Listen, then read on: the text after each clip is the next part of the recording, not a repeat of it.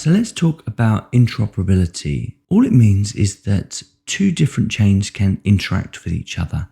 Now, depending on what your use case is, this can be really simple or really difficult.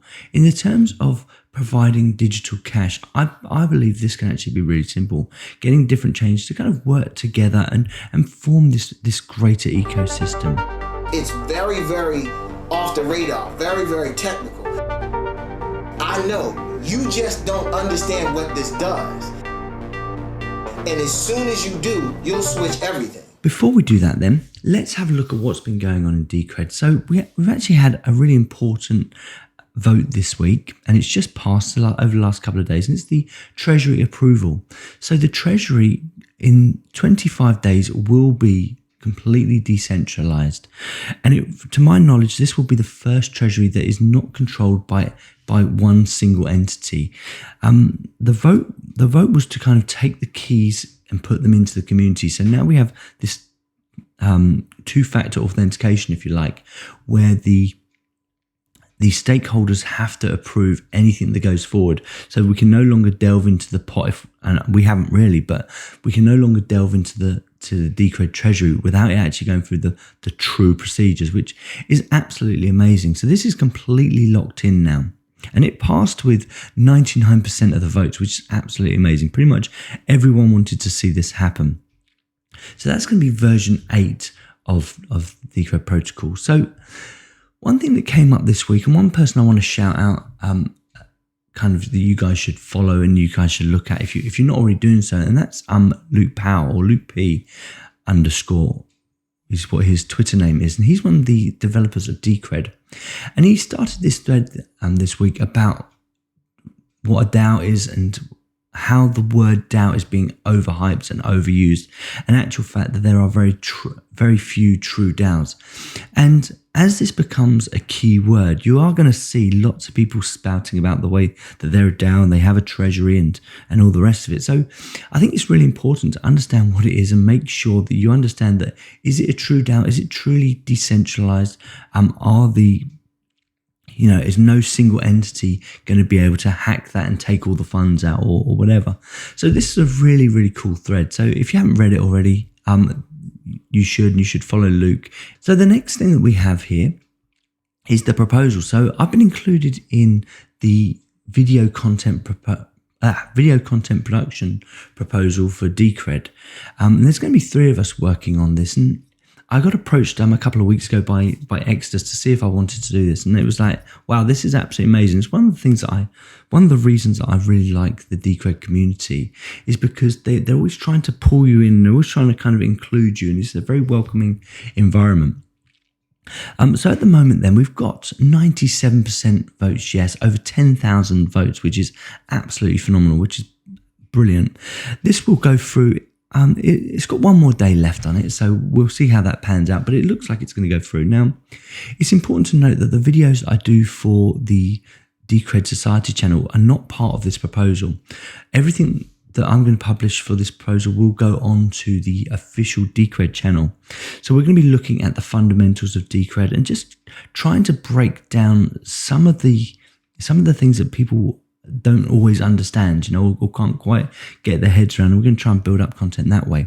But everything on this channel here, the Decred Society channel, is still going to be kind of open view. So it's kind of me just kind of talking about the way I think things are going to go. And it's more of a broad spectrum, if you like. So I do talk about different projects that I'm interested in, why I think they work or why I think they don't work. So, but with the content I'm producing for this video, for this proposal, if it goes through, it's just going to be purely Decred centric. So that's very exciting, and it's going to be fantastic to be on board. So let's have a look at what's happening on the Decred blockchain. So as you can see, we're at block height 545,078. We've currently got a ticket size of almost 42,000. So we're slightly above the target of 41,000. The current ticket price is 187 DCR, and that's going up to 190 in the next block. The amount of Decred that is staked currently is 7,400,000, which is 57% of all circulating supply. So the current circulating supply is 12,800. So I mean, that's absolutely amazing. The amount of coins on the table at the moment are very few. The current price is just below $200 per Decred at the moment, which is absolutely brilliant. You think where we were 90 days ago when we were at like $40 or $60. So this is absolutely brilliant. And the hash rate is going up. So we're at 481 petahashes at the moment. It's gone up 21% over the last 30 days. And the treasury, this decentralized treasury that's going through in the next 20 odd days, is now worth 131 million. So 131 million will now be down to the stakeholders to work out how that is going to be spent. So as you can see, the Decred chain is looking very, very good. And I think we can all feel quite optimistic about the way it's going forward. But let's move on to interoperability and see what this is all about, and see if Decred's role in it is going to be as big as I think it is. Decred's gift to the world was good governance, and with good governance, you can pretty much have anything. And this is where I feel that the interoperability comes into it, because Decred's blockchain is actually really small, and the compromise that is made are actually very, very low. So we have this greatest tech and we have very low trade-offs. Now, there is a train of thought in every community that when you get good governance, you should have everything and you should really be putting everything into it. Now, I kind of go on the opposite side of that. I actually think you shouldn't be bloating your ledger, and you shouldn't expect one project to do everything. So this is where I think Decred becomes really interesting. And with the inclusion of the DEX, or the Decentralized Exchange, or the Decred Decentralized Exchange, we kind of have this opportunity to include other projects into our ecosystem with very low baggage or very low trade-offs, which I actually think could be quite amazing. You know, rather than having Decred to have to develop stable coins, or Decred to develop certain protocols, with all these great things that are happening, it kind of makes sense to kind of be included in that while still not kind of over bloating your ledger. So this is where I think we're at the moment. We don't have very few on-ramps, we don't have very few off-ramps, but we do have the best-in-class governance. Now, Decred, with this best-in-class governance, it's actually possible, and with the DCRDEX, it's actually possible to generate on and off ramps without even needing them. You know, so you kind of, with the decentralized exchange, all you have to do is find a token that has low fees, and that is listed on all the exchanges, and you just transfer between that at that particular moment. Now, most people in the space aren't actually going to fiat currency very quickly, but they are bringing their fiat currency into the system. Like on a monthly basis, I'll go from some pounds and I'll bring it in. Now, the current way that I do this is I go through Litecoin. Litecoin is actually the cheapest and fastest way of getting into a Decred position. So I'll go onto Coinbase, or I'll go onto Binance, or wherever you want to get your Litecoin from, and I'll buy it on say Coinbase Pro, and then I'll come into a Decred position. At the moment, that's actually still quite difficult. If you're not technically minded, you can't actually kickstart the DEX very easily. So there's still a few more steps involved in that. But over the next couple of years, as the DEX gets built out, you're going to be able to go from your Litecoin position straight into your Decred position using the Decrediton wallet, which is going to be absolutely amazing. But it's still two trades, you know, so it's not still easy. And when you want to get out of Decred, it's still going to be two trades. You know, so as we move forward, we might want to get on and off ramps, or, you know, we might even be able to go from stablecoin into Decred, which would be even more interesting. If you could get a stablecoin that has low fees, like, you know, the Coinbase stablecoin, and we could have that listed on the DCRDEX, then you're literally just talking about one trade. You go from pounds into a pound stablecoin, and then into Decred. Now, once you're in Decred, and once you have a fully built out DEX, you can literally go from anywhere. So you can use your Decred as your store of value, which is the way I use Decred. I actually think it is the best store of value right now. It's such a secure protocol, and it doesn't need the same amount of hash power that Bitcoin needs in order to be secure. I mean, if we looked at the matrix now, you'd see that, you know, it's going to cost billions just to attack the chain for 1 hour.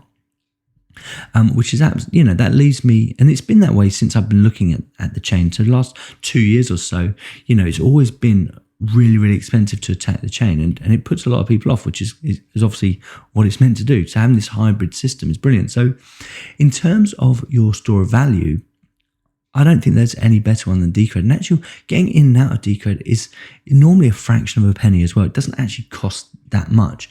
And once you can use the DCRDEX, obviously it will just be a fraction of a penny because the mining fees will be quite low. And then you have access, once all of these other coins get listed on the DCRDEX, you will then have access to any feature that you want. So for instance, if you wanted financial instruments and dApps and things like that, and you wanted to entertain the Ethereum blockchain, you could easily do that. So you could go into an Ethereum position. Okay, I just want to take 2 Decred into Ethereum and play around with some dApps. You could do that really, really easily, and obviously get back whenever you wanted to. And that would leave you exposure to kind of all of these DeFi apps and all the rest of it. If you want to do the same with sidechains, and that's a big topic at the moment, all these different sidechains that are coming up, layer 2 solutions, you could go into a sidechain protocol like Zen, for instance, Horizon. If you wanted default privacy, so if you felt like your store of value was Decred, but actually Decred wasn't fulfilling your privacy needs, you could get into Monero. Monero are already building the atomic swaps to be used on the DCRDEX, which is absolutely brilliant. So you could be in and out of that exchange. And all of the time, you're never touching a centralized exchange. Apart from getting on-ramps and off-ramps, you're never touching a centralized exchange, which is absolutely, and for people that are worried about overpaying on taxes or kind of wanting to keep their money private, it's absolutely brilliant. So the next one is stable coins and ETFs. So if you want exposure to stable coins, or you want exposure to like gold and silver and all the rest of it, there's protocols like the Haven protocol, which is allowing you to do that, which is really interesting actually. So if they built out their atomic swaps, you'd have access to that. And then one of the ones I'm looking into at the moment, which they're being heavily attacked at the moment. It seems it's still running, but they are really going through the mills. They're having to transact something like 500,000 to 750,000 transactions every day based on this spam attack, which is the Nano network. So that's been going on for over a month now, and I'm watching that really keenly because if they manage to solve that, that's going to be brilliant, and they're going to have a completely feeless cryptocurrency, which alongside the Lightning Network could be quite amazing. And they've already built out a lot of the web development tools for the front end as well, which is something I'm really interested in. So that's how I feel that Decred is going to play its role in the kind of interoperability world. So if you like that content and you want to see more, obviously give us a thumbs up, give us a like. It would be great to get your opinions and your thoughts. And if you don't agree with anything, it'd be great to hear from you and see what you think about that. But that's my 2 cents. I hope you enjoyed that content. I'll see you next time. It's very, very off the radar, very, very technical. I know you just don't understand what this does. And as soon as you do, you'll switch everything.